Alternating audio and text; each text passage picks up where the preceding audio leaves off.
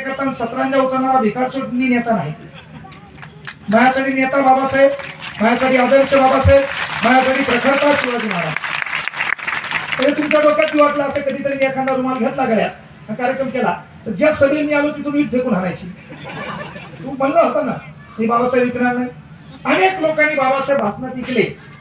आपला प्रोग्राम काय माहिती का, दुसरं येते बाबासाहेब बोलते, फेमस होते, राजकारणात जाते, बाबासाहेब विसरून जाते. हे आपल्या समाजाचा फायदा गद्या लोकांनी केला. त्याला कारणीभूत आपण लोक आहे. आपल्या समाजाचा टाग्या 10-12 एखादा नेता घेऊन येतो, अमका ढमका, आणि आपल्या समाजात त्याच्या मागे फिरवतो. पहिले हे लोक ओळखा.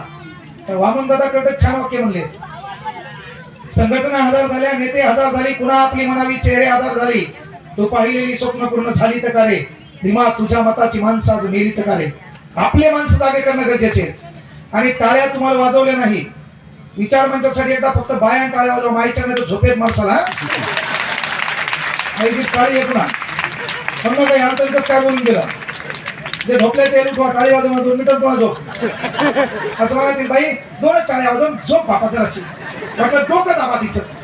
काय खाली झोपलेली माहिती टाळी आहे. पुन्हा माणसाने यावताना बोलून गेलो, कार्यक्रम झाला बाबा.